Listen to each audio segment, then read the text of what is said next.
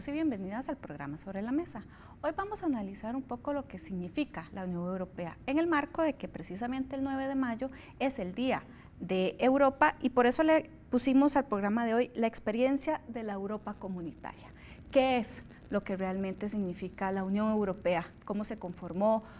¿En qué momento estamos? ¿Qué se puede esperar a futuro sobre este mecanismo? Para eso contamos con la presencia, en primer lugar, de don Carlos Cascante. Él es profesor de la Universidad Nacional y también de la Escuela de Ciencias Políticas de la Universidad de Costa Rica, profesor en Historia Internacional y Política. Hola, Carlos. Un gusto estar con ustedes. Y también contamos con la presencia del señor embajador de la Unión Europea en Costa Rica, el señor Pelayo Castro. Muy buenas noches, es un honor acompañarles y celebrar el Día de Europa en Sobre la Mesa. Muchas gracias. Muchísimas gracias. Bueno, y para iniciar, como es costumbre, vamos a ver una cápsula que preparamos para el día de hoy.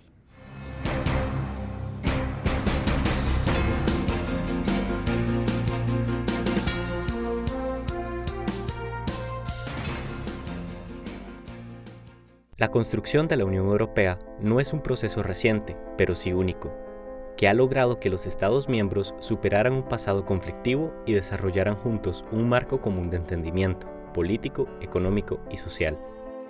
La paz, producto del desgaste relacionado con la Primera y Segunda Guerra Mundial, planteó la creación del Tratado de París en 1951 y la Comunidad Europea del Carbón y del Acero, precursora de la actual Unión Europea y que englobó a Francia, Alemania, Italia, Bélgica, Holanda y Luxemburgo. Con la firma del Tratado de Roma en 1957, estos países constituyeron dos nuevas comunidades, una de carácter sectorial, la Comunidad Europea de la Energía Atómica, y otra como marco de políticas comunes, la Comunidad Económica Europea. Los años 80 estuvieron marcados por la incorporación de Grecia, España y Portugal, así como por la reforma del Tratado de Roma al firmar el Acta Única Europea, por la que la Comunidad Económica Europea pasó a llamarse Comunidad Europea. La década de los 90 fue marcada por la caída del muro de Berlín y de la Unión Soviética y configuró el Tratado de la Unión Europea en 1992, que supuso la articulación de la Comunidad Europea en torno a tres pilares: el pilar preexistente en materia política, comunitaria, económica y monetaria, el pilar de la cooperación, política exterior y de seguridad común, y el pilar de justicia e interior. El Tratado de la Unión Europea de 1992 plantea una región que se constituye bajo una misma moneda y la libre circulación de personas, bienes, servicios y capitales para la constitución del mercado único. Una región supranacional con una superficie de más de 4 millones de kilómetros, una población de más de 500 millones de personas y 28 Estados miembros. Hoy, en Sobre la Mesa, hablaremos sobre el presente y futuro de la Unión Europea.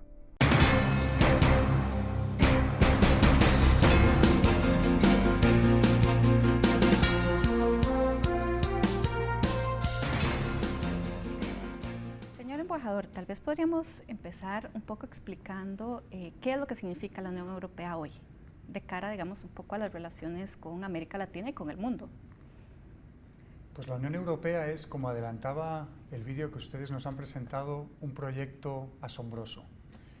Y yo, que soy el embajador de la Unión Europea, a mí me gusta decir que yo no soy el embajador ni de un gobierno ni de una institución, yo soy sobre todo el embajador de una idea, el embajador de un proyecto. Esa es la idea de la Unión Europea, que se inició con 6 Estados miembros en el Tratado de Roma, del que acabamos de cumplir el 60 aniversario, y que hoy cuenta con 28 Estados miembros, más de 500 millones de ciudadanos, en un proyecto de paz, reconciliación y prosperidad inaudito, insólito en la historia de nuestro continente.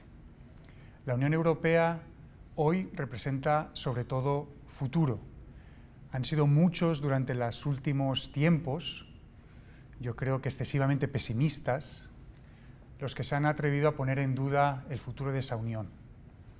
Y a mí me gusta decir que el futuro de la unión no es un sueño. El futuro de la unión es un futuro realista, porque es un futuro que exigen sus ciudadanos para resolver los problemas a los que se enfrentan. No es solo una cuestión de ideales y de valores, que lo es, muy importantes, pero a mí me gusta subrayar el contenido práctico de la Unión Europea, Nos reunimos para resolver problemas, para buscar ventajas para nuestros ciudadanos. Yo creo que ese es el sentido íntimo de la Unión Europea, responder a las aspiraciones de nuestros ciudadanos. Don Carlos, en esa línea que nos decía el señor embajador y que a veces se nos enreda un poco porque, como decía en la cápsula, es una experiencia única, ¿verdad? A veces la gente cuando escucha Unión Europea piensa en otros mecanismos, ¿verdad? Y que tal vez usted nos podría explicar por qué es única, ¿verdad? Y no es, digamos, parecida o no coincide con otros mecanismos de integración que se han dado en otros países, bueno, en otros sectores, perdón. Efectivamente hay varios mecanismos de integración. En general, incluso la construcción de estados nacionales en algún momento fueron mecanismos de integración. Creo yo que a la Unión Europea la distinguen tres elementos de otros mecanismos de integración. El primer elemento es la cantidad de miembros que tiene actualmente y su visión expansiva en términos de ir incorporando a ese proceso de integración cada vez más miembros con culturas muy distintas, con idiomas muy distintos. Sí. Y esa pluriculturalidad lo hace muy especial como proceso de integración, porque generalmente los procesos de integración partían más de un nivel de cercanía idiomática, en algunos casos cercanía cultural, mientras que Europa es un conjunto muy interesante de visiones y culturas, todo un prisma. El segundo elemento que creo que distingue a la Unión Europea es el grado de avance en cuanto al proceso de integración. ¿Qué quiero decir con esto? Muchos procesos de integración, todos los procesos de integración son distintos, tienen sus limitaciones, sus momentos buenos, sus momentos malos. La Unión Europea logró en determinado momento dar un gran avance hacia lo que se denominan políticas comunes, sí, que especialmente hay ciertos campos que son realmente difíciles de llegar a una comunidad. Por ejemplo, la política exterior común, que el embajador es un ejemplo de un servicio exterior común para una integración. Eso es realmente difícil de alcanzar. Claro. La tercera característica que distingue, creo, a la Unión Europea está en relación con la política interna de sus países. Creo yo que los países en Europa piensan en tres niveles básicos. El primer nivel es su nivel nacional. Un segundo nivel es cómo juegan internacionalmente, como países independientes. Pero un nivel intermedio es el nivel regional. Entonces, esos tres niveles, jugar la política en esos tres niveles, hace especialmente complejo el manejo político, social y económico de ese bloque de integración.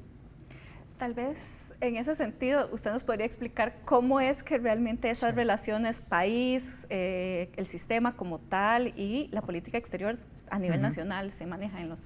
No, estoy muy de acuerdo con Carlos y su intervención me anima, con su permiso, Marcela, a destacar en primer lugar una cosa que ha mencionado Carlos. La Unión Europea es una unión de diversidades. Claro. Y esto me parece muy importante destacarlo. A mí me gusta contar una anécdota. Cuando yo llego a Costa Rica como embajador de la Unión Europea, muchas veces se acercan a mí desde la región y me dicen, bueno, usted, embajador, usted promueve la integración, pero usted viene de la Unión Europea. Aquí en Centroamérica es diferente, porque somos muy diferentes los unos de los otros, usted ya irá conociendo los hondureños, los salvadoreños, los demás. Y yo les digo, un momento, yo estoy hablando su mismo idioma, nos estamos entendiendo en la primera conversación, tenemos parámetros culturales que nos aproximan. En la Unión Europea, yo soy partícipe junto a un ciudadano finlandés, estonio, austriaco, búlgaro, que uno podría decir que no nos parecemos en nada. Ahí radica el secreto de la Unión Europea. No es unirnos porque seamos parecidos, es unirnos para aprovechar nuestras diferencias, que nos hacen mejores, que aprendemos los unos de los otros. Y yo creo que eso es un giro a la manera de pensar que es muy importante y que explica la razón de ser de la Unión Europea. Y en segundo término, y respondiendo un poco a su pregunta, Marcela, uniéndome a lo que decía con mucha razón don Carlos, yo creo que un concepto clave, que yo creo que es un concepto mítico para la ciencia política y para la historia, que está en el corazón del proyecto europeo, es el concepto de soberanía.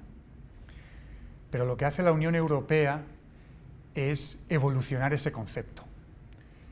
No podemos pensar en los términos anquilosados, decimonónicos, antiguos, de una soberanía estática. La Unión Europea lo que hace, precisamente con esos niveles que explicaba don Carlos, es crear soberanías inteligentes, soberanías flexibles. ¿Por qué? Porque en un momento dado, después de la Segunda Guerra Mundial, los estados-nación que nacen en Europa después de la Paz de Westfalia se dan cuenta de que por sí solos no solo que estén en guerra cuasi permanente, sino que son incapaces de ofrecer una serie de bienes necesarios para sus ciudadanos, ya sea la energía, la prosperidad, la paz, cuestiones energéticas, hoy en día de cambio climático, de migraciones. Es decir, la soberanía se divide y se actúa, como decía don Carlos, a diferentes niveles en funciones de los estados. Hay algunos más federalizados que otros, en los cuales dentro del propio estado hay diferentes niveles de gobierno, con unas regiones muy fuertes, como puede ser el caso de Alemania, el caso de Bélgica, el caso de España, otros lugares con un régimen más unitario, pero al mismo tiempo en todos ellos se sobrepone ese nivel europeo en la gobernanza de cada país, porque eso está intrínsecamente relacionado con la propia gobernanza de cada país, y esa es un poco la peculiaridad, como decía muy bien Carlos, de la Unión Europea. No es una mera cooperación entre Estados, es compartir instituciones comunes. El Parlamento Europeo, el Consejo de la Unión Europea, la Comisión. Esa es un poco la cristalización, si lo puedo decir así, institucional de esa idea. Estamos acá en Sobre la Mesa, en el marco de la celebración del 9 de mayo, del Día de Europa, y precisamente analizando qué es lo que significa la Unión Europea. Vamos a hacer nuestra primera pausa y ya regresamos acá en Sobre la Mesa.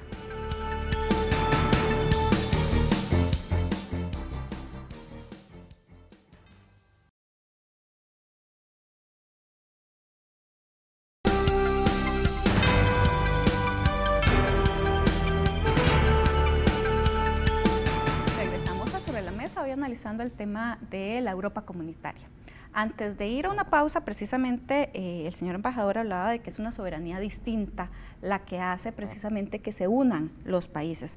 Tal vez en ese sentido, don Carlos nos podría un poco plantear cómo en realidad ese aporte que nos plantea el señor embajador es un aporte, digamos, importante para nosotros como región, que nos cuesta tanto vernos como iguales y como socios, ¿verdad?, países, y para el mundo. Es un poco complicada la pregunta, yo sé, te estoy metiendo en... Me estás metiendo en camisa de 11 varas, pero bueno, vamos a plantearlo de la siguiente forma.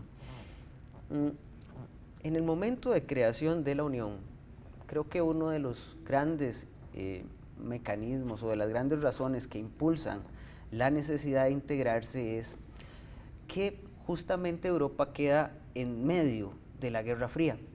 Tiene unos Estados Unidos muy fuertes después de la guerra, una Unión Soviética, potencia triunfadora, claro, y con algunas sospechas de expansionismo más allá de lo que había quedado en la guerra.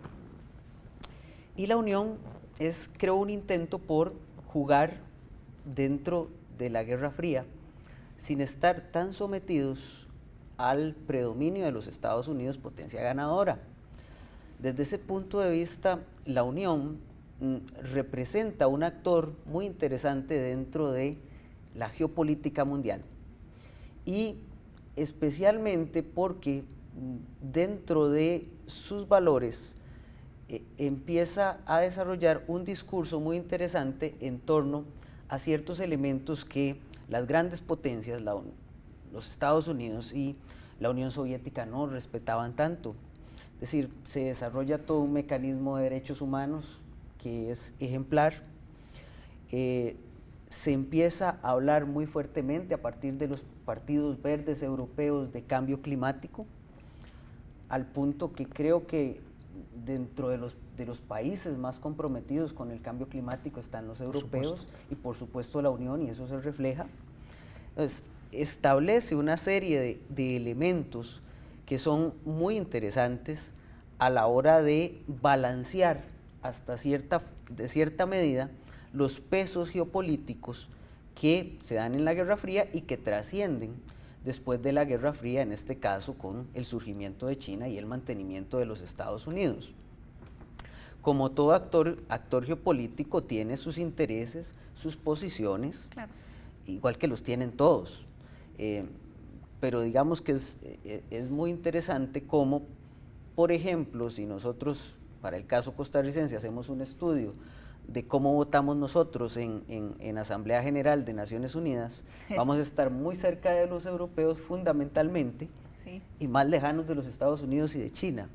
Es decir, entonces se vuelve un socio muy interesante para países que tienen una visión de derechos humanos, de cambio climático, y eso lo hace muy interesante. Tendrá sus problemas geopolíticos, la migración, los procesos internos que no siempre son favorables a una idea integracionista, pero es un actor geopolítico sin lugar a dudas fundamental en la composición de los bloques de poder en el mundo. Señor embajador, precisamente Carlos planteaba que, bueno, que tendrán sus problemas, ¿verdad? En ese sentido, pues la Unión Europea también fue pensada para el crecimiento económico. ¿Cómo se explica, digamos, o cómo se logra, digamos, relacionar cada uno de estos países con las grandes diferencias?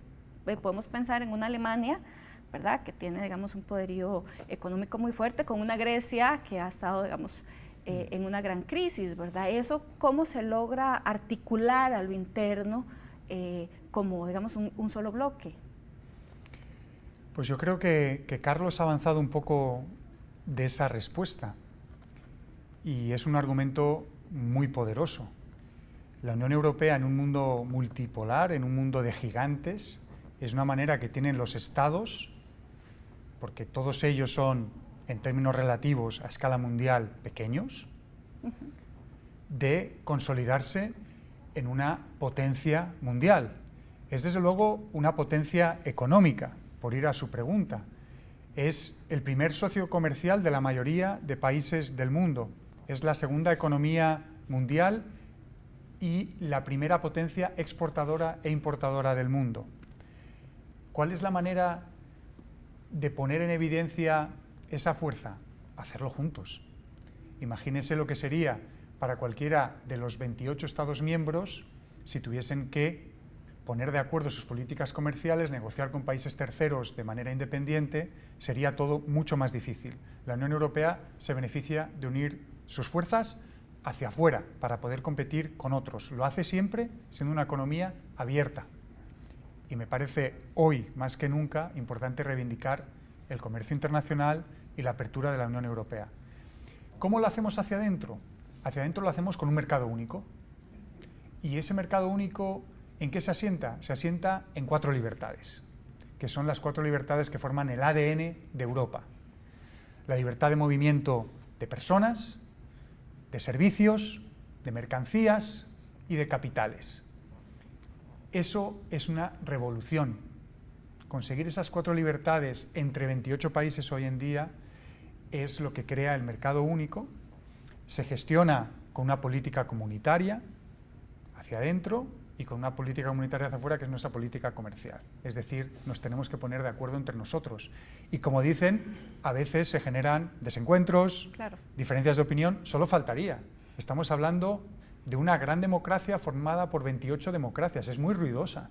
Los desacuerdos son públicos, pero es que ese es nuestro sistema, eso es la democracia. Pero en Europa a mí me da la sensación de que se suele dar un proceso en 3 actos.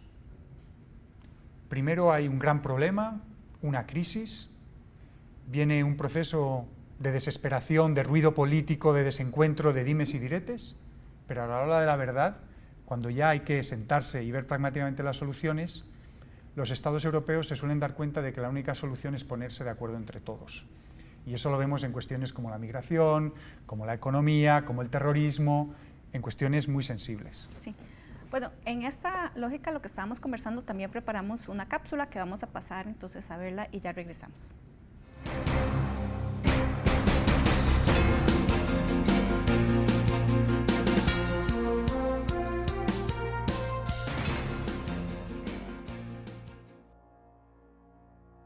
La última década ha sido catalogada por la misma Unión Europea como una década delicada, donde la crisis económica de 2009 ha obligado a que la Unión Europea se vea en necesidad de plantearse nuevos horizontes para la conformación de un verdadero órgano supranacional y no solo un mercado único europeo. En 2010, la Unión Europea decidió poner en marcha la estrategia Europa 2020, con una duración prevista de 10 años. Su objetivo no solo era superar la crisis, sino también disminuir las deficiencias de su propio modelo de crecimiento, volviéndolo inteligente, sostenible e integrador, para que mejorase la competitividad de la Unión Europea manteniendo el modelo social. Sin embargo, en mayo de 2010 se dio la crisis de las deudas soberanas en la Unión Europea. Grecia estaba al borde de la quiebra y había peligro de contagio a otras naciones. Luego, en 2014, se celebraron las elecciones europeas y los euroscépticos ganaron una cantidad de puestos importantes en el Parlamento Europeo. Bajo el argumento de la consolidación fiscal, se impuso en los Estados miembros una política fiscal restrictiva, como vía para prevenir situaciones de insolvencia, que terminó acentuando la crisis y no generó crecimiento. Esto fue el inicio de lo que ciertos críticos llamaron el austericidio, que en 2013 se reforzó con el llamado Pacto de Estabilidad y Crecimiento. Las influencias del panorama político global, sobre todo la guerra siria, generó presión en las fronteras europeas, desencadenando contradicciones a nivel político y económico entre los objetivos de la Unión Europea y los Estados miembros. La migración desde Oriente se volvió para algunos una oportunidad y para otros un problema público.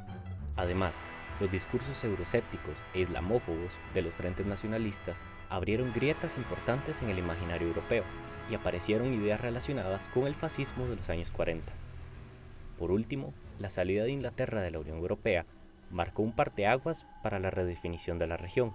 Actualmente se abren nuevas incógnitas sobre la posibilidad de la Unión Europea y la conformación de un modelo que se basa en la unidad a partir de las diferencias.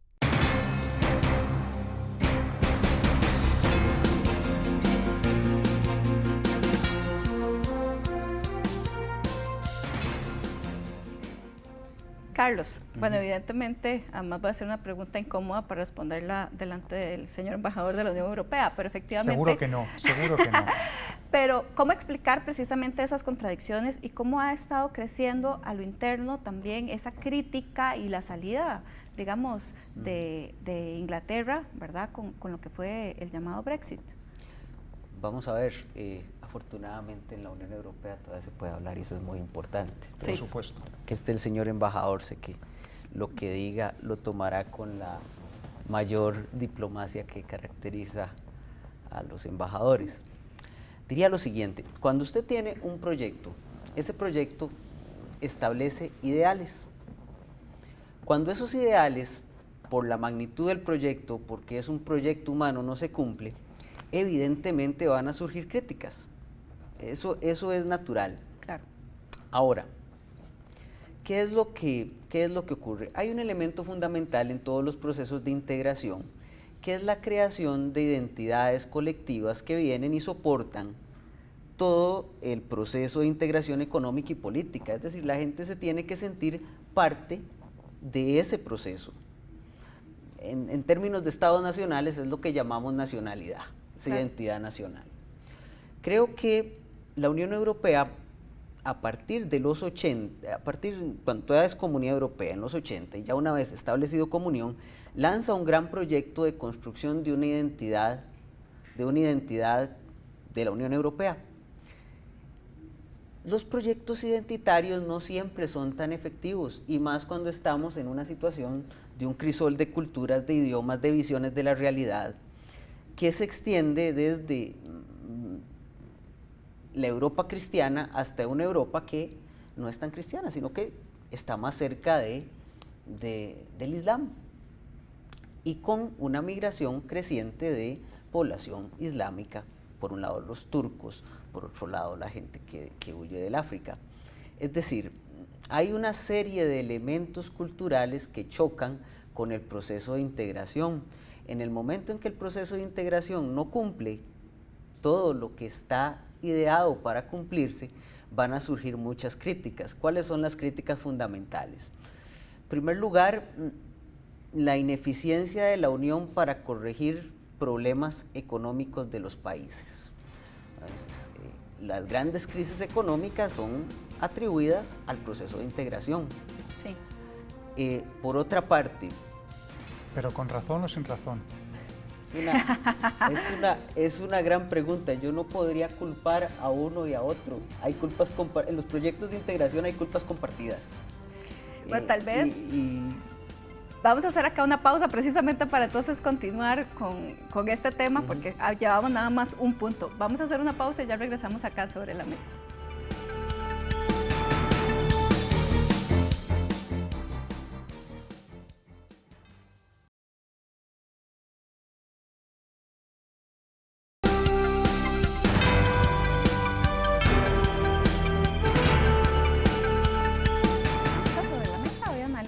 De la experiencia de la Europa comunitaria. Antes de irnos a una pausa, precisamente Carlos nos estaba haciendo un análisis de pues, los costos y las amenazas del sistema como tal. Estábamos hablando de las culpas compartidas. De las culpas compartidas, exactamente.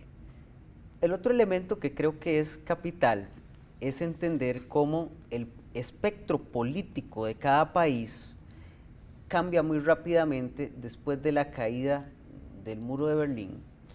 Y ese cambio en el espectro político provoca que los partidos tradicionalmente de izquierdas cambien su política hacia políticas más lanzadas al centro e incluso a la derecha. Es decir, partidos que son de izquierda empiezan a actuar como partidos de derecha.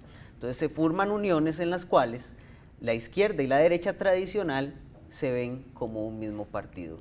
Y eso hace surgir fuerzas que van contra esa unión de izquierda y derecha que se ve idéntica y en algunos casos considerada idéntica. Entonces, el surgimiento de fuerzas de extrema derecha y de extrema izquierda se va a basar, creo yo, en dos argumentos que son fácilmente vendibles. Número uno, que el proceso de integración te limita tu capacidad de crecimiento, y número dos, que los migrantes son un problema. Sí. Entonces, estás ante un organismo que te establece reglas generales de migración. Y en el caso del Brexit era claro que el argumento de Boris Johnson era, la Unión Europea me está impidiendo que yo evite el problema migratorio tan grave que estaba viviendo, en este caso la Gran Bretaña. Entonces, es fácil. Bueno, y el discurso político de Le Pen, ¿verdad? El discurso político de Le Pen es incluso peor en su... Sí, todavía está más xenofóbico. Todavía es más xenofóbico. Igualmente antieuropeísta. Sí. Y por otro lado, la izquierda, los movimientos de extrema izquierda, que es el caso de Podemos en España o en el caso griego, lo cierto del caso es que plantean más bien las inequidades que provoca el modelo de apertura de mercados que establece la Unión Europea. Claro, olvidan un poco de los desbalances económicos de sus propios gobiernos. Es más fácil políticamente echarle la culpa a las autoridades europeas. Entonces, claro, esos elementos provocan crisis, pero hay que decir que no son las primeras crisis que ha tenido la Unión Europea. Es un proyecto que ha tenido muchas crisis. El asunto no está en ver las crisis, hay que entender las crisis, pero vamos a ver cómo lo resuelven. Claro, porque las crisis se supone que son oportunidades. En ese sentido, lo que señor embajador, lo que ha planteado Carlos, ¿se puede ver como amenazas reales al sistema o usted identificaría otras? A mí me gustaría matizar un poco. Me ha gustado lo de las culpas compartidas y me ha gustado lo que usted acaba de decir de las crisis como oportunidades, porque la Unión Europea es eso. Es decir, la Unión Europea es crear solidaridades de hecho a partir de la solución a crisis. Y hemos tenido muchas. Y a mí a veces lo que me sorprende es la rapidez con la que uno olvida y cómo el pesimismo tiene un enorme prestigio y también inmerecido prestigio intelectual. Yo llevo muchos años escuchando a demasiada gente predecir El fin del sueño europeo, el fin de la Unión Europea, fue en su momento Grecia, fue en su momento Irlanda, lo fue Portugal, fue después la crisis económica, fueron los bancos, fue la crisis de la migración. Por supuesto que hemos tenido muchas dificultades, pero es que somos democracia y nuestras dificultades se oyen y se amplifican como tiene que ser.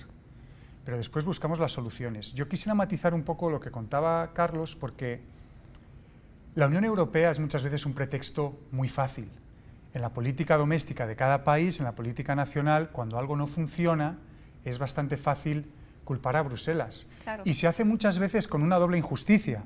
No solo porque se culpa a Bruselas, cuando la Unión Europea no es Bruselas. La Unión Europea somos todos los europeos y las instituciones de Bruselas están conformadas por los ministros, por los comisarios, por los parlamentarios elegidos nacionalmente en cada uno de esos países. No solo es por esa razón, lo es porque en el fondo yo creo que el problema que se da no es un problema exclusivamente europeo de la Unión Europea. Yo no sé si estarás de acuerdo, Carlos, mi análisis es que en el fondo de lo que ha pasado en los últimos años hay un problema mucho más global, que no es un problema europeo. Hay un desencuentro, hay una desafección entre las élites y la ciudadanía de muchas democracias. Y yo creo que lo vemos en América Latina, lo vemos en muchos lugares. Y yo creo que eso es una cuestión clave. Y en esa cuestión ha sido muy fácil poner a la Unión Europea, porque es una burocracia elitista y ha entrado mucho en este debate que nos ampliaba Carlos. Y es algo que han aprovechado los populistas. Me parece oportunista, me parece un análisis muy simplificador. Hay una cuestión de fondo, hay una desafección, hay un desencuentro entre las poblaciones y las élites y los gobiernos democráticos. Nos corresponde resolverlo a todos, las democracias nacionales y las europeas, pero es demasiado fácil ese argumento de que la culpa está en Europa o la culpa está en la Unión Europea. Claro, pero el surgimiento de esos discursos, digamos, ultranacionalistas, que precisamente culpan a la Unión Europea de todo, tienen, digamos, en este momento implicaciones fuertes en lo que es el sistema. Sí, son implicaciones fuertes. Yo creo que lo tenemos que asumir, lo estamos viendo en nuestra política, lo estamos viendo en las elecciones. Y yo creo que esa es una batalla que debemos renovar y que debemos volver a ganar. La batalla por la diversidad, la batalla por la democracia. Y yo creo, a diferencia de otros, que lo que estamos viendo seguramente desde el Brexit es que el péndulo democrático en Europa está volviendo a girar. Y lo que hemos visto en las elecciones en Austria, en las elecciones en los Países Bajos, lo que acabamos de ver recientemente en las elecciones en Francia, es que esa ciudadanía enfadada, con razón, que quiere otras respuestas, se ha dado cuenta de que esas respuestas no están necesariamente y exclusivamente en esos populismos de extrema izquierda o de extrema derecha. Y lo que estamos viendo es que ese péndulo vuelve a devolverse para fortalecer la Unión Europea. Y lo que estamos viendo en los últimos meses no lo habíamos visto en mucho tiempo. Estamos viendo manifestaciones pro-europeístas. La última encuesta del Eurobarómetro sitúa el apoyo a la Unión Europea como no se situaba desde hacía 10 años. Es decir, yo creo que la situación ha sido delicada, que los problemas a los que nos enfrentamos son delicados, no solo en Europa. Como decía, yo creo que son cuestiones globales, pero creo que ese péndulo está volviendo a girar y las últimas elecciones lo atestiguan. Yo creo que ese es un poco mi análisis, Marcela. Sí. Yo diría, perdón, ahí matizaría que en algunas elecciones, incluso en la francesa, lo que vimos un poco fue que la derecha, a pesar de que pierde por abrumador, la ultraderecha pierde por abrumadora mayoría, lo cierto del caso es que comparando la elección de Le Pen padre pero llegó a segunda vuelta con Marine Le Pen, la votación a favor de Marine Le Pen supere mucho la que obtuvo Jean-Marie en el 92, si no me equivoco. En fin, hay un crecimiento del descontento. Creo que en ese sentido la estrategia de salir de la crisis, que es, creo, Europa 2020, el crecimiento del empleo, la preocupación por el empleo, es fundamental. Es fundamental, pero ahí también, porque yo creo que a veces las malas noticias se amplifican. La Claro. Unión Europea lleva 15 trimestres, 15 consecutivos de crecimiento. Ustedes han mencionado Grecia. Grecia está creciendo por encima del 2% y va a crecer el año que viene por encima del 3%. Yo diría que no solo es el empleo, y Carlos tiene mucha razón. Yo creo que en el corazón del proyecto europeo está su ADN social, la cohesión social. Yo creo que cuando una persona piensa en Europa, una de las cosas que más atrae y que más atrae a los propios ciudadanos europeos es la cohesión social. Y la crisis ha supuesto un golpe enorme para esa cohesión, enorme. Y por eso precisamente yo creo que la Unión Europea lo que está haciendo, que es lo que le caracteriza, es ser capaz de autocriticarse y de seguir corrigiendo y mejorando. Y lo que se ha presentado esta última semana en Bruselas precisamente desde la Comisión Europea es el pilar social europeo. Es una manera de reconocer que si queremos acercar a Europa a los ciudadanos, la respuesta social, la respuesta a la crisis tiene que estar en el centro de lo que es Europa, porque es lo que ha sido. Entonces comparto esa preocupación, porque es la preocupación de los más jóvenes en Europa, el desempleo y las cuestiones sociales. Eso está en el corazón. La estrategia Europa 2020, digamos, me imagino que tiene uno de sus pilares es el empleo. ¿Cuáles son los otros pilares? La Unión Europea tiene ahora varias líneas fundamentales de actuación. La Europa social es una, que se acaba de presentar la semana pasada. Y otras dos muy grandes son la Unión que llamamos digital, que es una nueva etapa en nuestro mercado único europeo, para mejorar nuestra competitividad, para mejorar nuestro crecimiento de una manera muy abierta. Yo creo que esa es una fundamental. Y la otra gran vía modernizadora es lo que yo llamaría la unión energética y la lucha contra el cambio climático. Cómo cambiamos nuestro modelo de desarrollo, nuestro modelo de crecimiento, para hacerlo sostenible y más competitivo a largo plazo. Yo creo que esos son tres pilares muy fuertes que se ven reflejados en cambios institucionales, en cambios políticos y demás. Pero si uno le pregunta al ciudadano cuáles son las crisis que más le afectan o que más le han marcado directamente, además de la social, uno diría que es la seguridad y el terrorismo, Sí. y uno diría que han sido las migraciones. Y ahí también la Unión Europea, a la fuerza, a golpe de crisis, está dando pasos que eran, Marcela, inauditos. La Unión Europea tiene hoy un servicio de guardacostas europeo. Eso, si uno lo hubiese planteado hace 3 años o 4 años, no hubiese sido imaginable.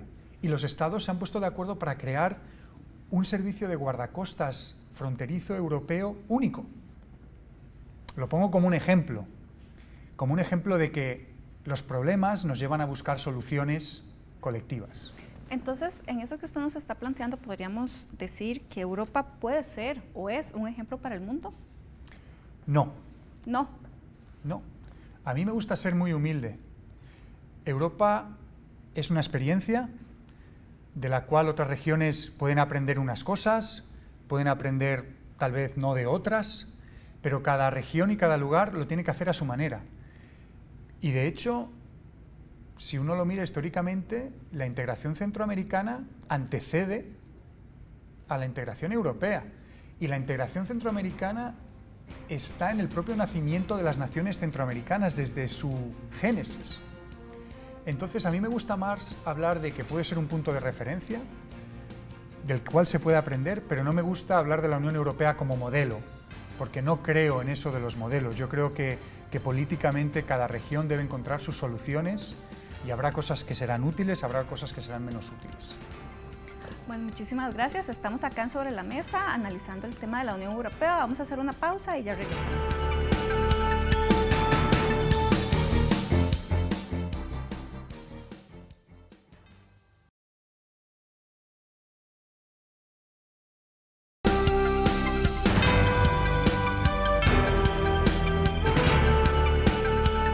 Regresamos a Sobre la Mesa, hoy analizando el tema de la Unión Europea. Vea, antes de ir a una pausa, precisamente el señor embajador está hablando de varios temas que se están, digamos, que se están planteando acá sobre la mesa, y planteaba que efectivamente más que un modelo podemos hablar de un punto de referencia, ¿verdad?, para otros países.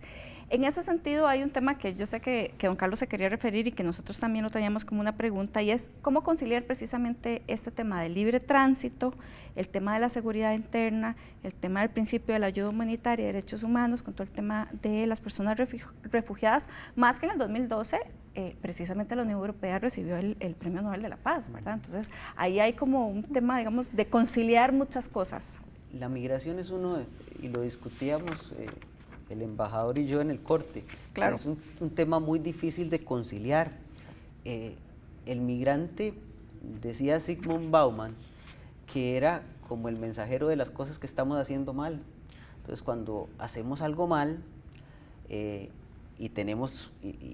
alguien nos dice, estás haciendo las cosas mal, generalmente atacamos al que nos dice que estamos haciendo las cosas mal, y eso es la visión que hay del migrante. Creo que uno de los grandes retos que tiene la Unión Europea es cómo conciliar su política migratoria, rodeada por las crisis en el África, por las crisis en el Medio Oriente, recibir cualquier cantidad de miles de sirios y de africanos. Esa situación no es fácil. Pero los escenarios que se vieron hace algunos años en Italia de recepción de migrantes, los problemas de la crisis siria de refugiados, creo que es una de las grandes luchas y grandes problemas que tiene la Unión Europea, cómo conciliar su discurso pro valores, pro derechos humanos, con el tratamiento de una población que está migrando y que estamos viviendo grandes procesos migratorios como no los habíamos visto hace muchas décadas. Sí, claro. Hemos hablado mucho a lo interno, ¿verdad? Cuáles son las principales fortalezas y tal vez las principales amenazas. Pero también la Unión Europea tiene políticas de colaboración con otros países, ¿verdad? Tal vez en ese sentido el señor embajador nos podría explicar cuáles son los principales proyectos que tiene la Unión Europea acá en Costa Rica. Son muchos. Bueno, por eso decía los maneras, principales. pero lo voy a resumir. La Unión Europea y Costa Rica somos socios. Somos socios en Costa Rica, en Europa, pero lo somos en Nueva York, en Ginebra, y colaboramos de muchas maneras.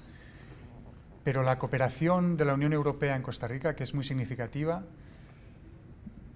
se basa en varios pilares. Hay uno muy fuerte de seguridad. La seguridad ciudadana es una cuestión fundamental para la población costarricense y centroamericana. Sí.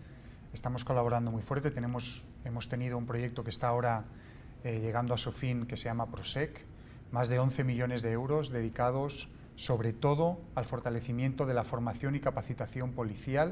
Es un proyecto de apoyo presupuestario que va al corazón de uno de los grandes desafíos de la región, que acompañamos con grandes proyectos regionales en materia de investigación criminal y de colaboración entre los países centroamericanos. Ese yo creo que sería un pilar, la seguridad. Un segundo pilar para nosotros en Costa Rica, y es uno de los que más me ha emocionado como embajador, es la educación. Hemos estado trabajando codo con el MEP en 80 centros de secundaria de Costa Rica para luchar contra el abandono estudiantil prematuro. Y eso me parece que ha sido muy motivador. Yo he recorrido el país intentando apoyar esa iniciativa. Y después tenemos toda una serie de proyectos que yo llamaría en el campo abierto de los derechos humanos, que incluyen capacidades de las mujeres en situación de vulnerabilidad, porque la cuestión de género está en el corazón de todo lo que hacemos para que accedan a su primer emprendimiento, para que se conviertan en empresarias. Otros apoyando la justicia restaurativa, que acabamos de lanzar este año. Tenemos otro proyecto en materia de derechos humanos que es colaborando con la Dirección General de Migraciones para el diseño e implementación de un plan de integración de migrantes, es decir, una cuestión fundamental. Pero hay muchos otros, es decir, Costa Rica con mucha razón se enorgullece de tener casi un 100% de energía renovable. Y eso se ha hecho en parte gracias también a créditos del Banco Europeo de Inversiones de gran valor en la geotermia de Las Pailas o en la planta de Reventazón, por poner dos ejemplos. Yo creo que eso da una demostración de la amplitud y de la magnitud de lo que la Unión Europea hace codo con Costa Rica. Don Carlos, ¿qué es lo que significa, más allá, digamos, de los proyectos, también políticamente, para Costa Rica la Unión Europea, la relación que tiene como país? Como lo dije al principio, es uno de los socios más estables que tiene Costa Rica en su política exterior. Sin temor a equivocarme, diría que si tenemos un socio dentro de las potencias que se nos parece más en nuestra forma de votar en Naciones Unidas, es definitivamente los países que componen la Unión Europea. Eso que dice Carlos es un hecho, es decir, eso es demostrable. Sí, claro. En cada votación. Hemos hecho el Costa Rica prácticamente es uno más. Y no solo en Ginebra Naciones también. Unidas, en Ginebra también. Cuando Costa Rica estuvo en el Consejo de Derechos Humanos, votábamos con los países europeos, claro, casi que en el 80% de los casos. Entonces es un socio político muy estable. Y un socio con que Costa Rica creo que comparte un elemento fundamental de su línea de política exterior, que es medio ambiente. El embajador no lo dijo, pero lo voy a decir yo, dentro del proyecto de Europa 2020, los objetivos que más se han cumplido y que ya en algún momento están por ya superar lo que se esperaba es precisamente cambio climático y cambio de energías a energías renovables. Y eso evidentemente liga muy bien con la visión país que Costa Rica ha demostrado.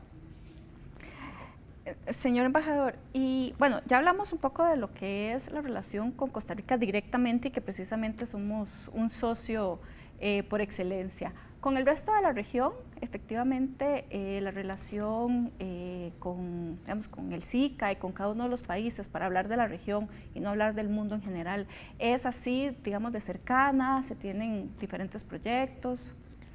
Yo creo que esta pregunta es muy importante porque la Unión Europea y Centroamérica tienen una relación que podemos llamar única en el mundo.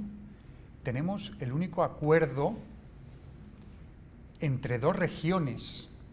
Es un acuerdo que llamamos de asociación, sí, y que tiene 3 pilares además, no es un mero acuerdo comercial, tiene un pilar político y un pilar de cooperación. La cooperación que hace la Unión Europea en Centroamérica, y eso es lo que nos caracteriza como socio, es en gran parte una cooperación regional.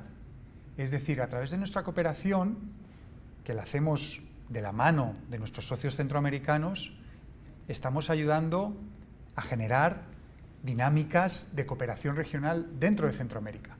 Lo hacemos en 3 cuestiones fundamentales: lo hacemos en cambio climático, que es una de ellas, lo hacemos en materia de seguridad, que es fundamental. Fundamental más con el Triángulo Norte. Porque cuando el crimen organizado se globaliza, si el crimen organizado se transnacionaliza, las soluciones para hacerle frente también deben hacerlo. Sí. Esa es nuestra experiencia. Entonces la compartimos y la apoyamos, y a mí eso me parece fundamental. Y la tercera, lógicamente, es la económica y comercial.